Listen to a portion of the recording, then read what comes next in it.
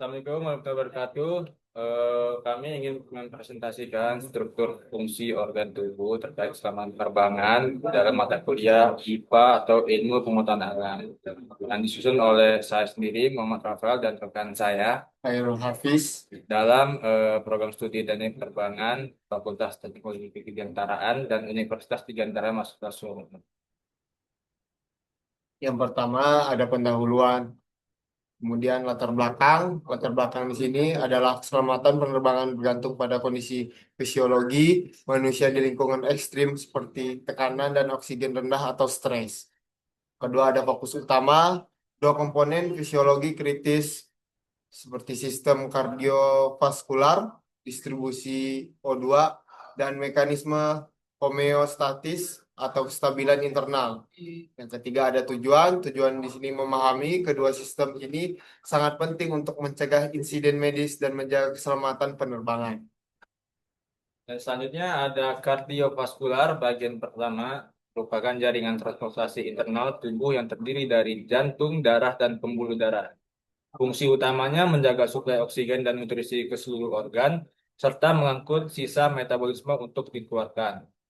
Dan di jantung terdiri dari 4 ruang, yaitu atrium kanan dan kiri, eh, satu lagi ventrikel kanan dan kiri. Pada kondisi penerbangan, denyut jantung dapat meningkat akibat stres atau hipoksia ringan, kekurangan oksigen. Seperti yang ada di gambar, atrium kanan dan atrium kiri eh, berwarna merah biru muda dan ventrikel kiri dan kanan di bawahnya berwarna biru tua. Kemudian melanjutkan ada pembuluh darah.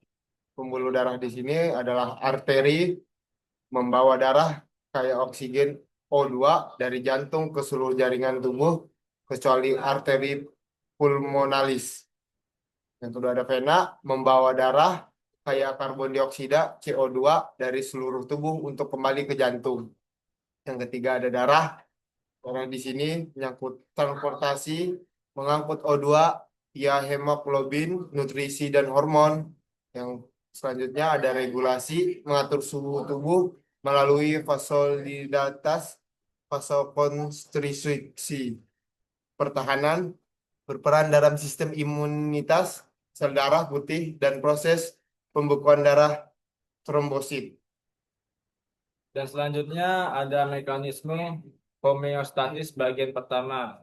Proses otomatis yang menjaga keseimbangan lingkungan internal, tubuh, suhu, cairan, dan lain-lain, agar organ tetap berfungsi dengan baik.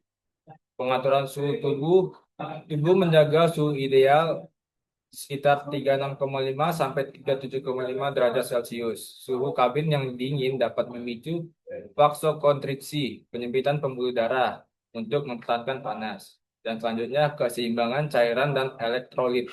Kelembapan kabin sangat rendah, 10 sampai 20%, yang mempercepat dehidrasi.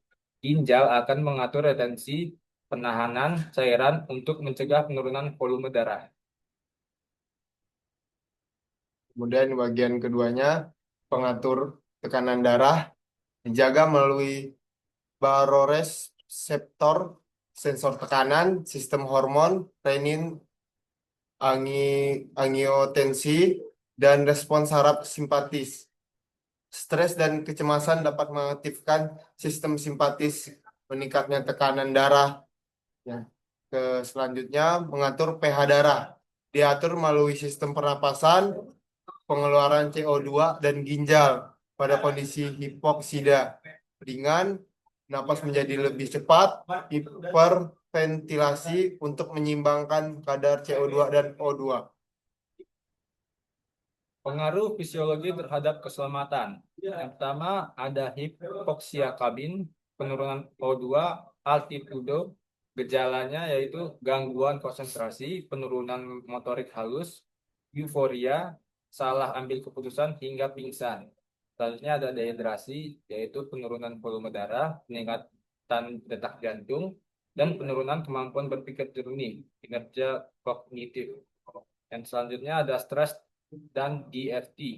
Stres memicu respon simpatis atau penurunan analisis, imobilitas, duduk lama, dan dehidrasi meningkatkan resiko DVT atau pembekuan darah. Kemudian studi kasus yang pertama di sini hipoksia ringan. Kronologi atau gejalanya, kopilot di rute internasional, tekanan kabin menunjukkan penurunan kecil. Kopilot mulai mengalami gejala. Yang pertama, sulit fokus. Yang kedua, penglihatan kabur. Yang ketiga, respon lambat. Analisis atau dampak penyebab kemungkinan kebocoran kecil pada sistem pressure pressurization kabin, keterlambatan penggunaan masker, oksigen darurat. Dampaknya di sini adalah kesalahan dalam pengaturan autopilot, resiko kehilangan kendali pesawat jika hipoksia memburuk. Selanjutnya, studi kasus yang kedua, penurunan tekanan darah. Kronologi dan gejala yaitu penumpang lansia 72 tahun di ketinggian 35.000 kaki tiba-tiba merasa sangat lemas dan mengalami kehilangan kesadaran ringan atau sinkop. Yang terakhir, analisis dan solusi. Penyebabnya yaitu riwayat tekanan darah rendah, dehidrasi, kurang minum, dan kadar oksigen kabin yang lebih rendah dari darat. Solusinya yaitu rehidrasi atau minum, memberi oksigen suplementer, dan membaringkan penumpang dengan kaki diangkat lebih tinggi. Kemudian kesimpulan dan saran di sini. Yang pertama kesimpulan adalah sistem kardiovaskular dan homeostatis adalah komponen fisiologi krusial yang memastikan tubuh untuk berfungsi optimal selama penerbangan.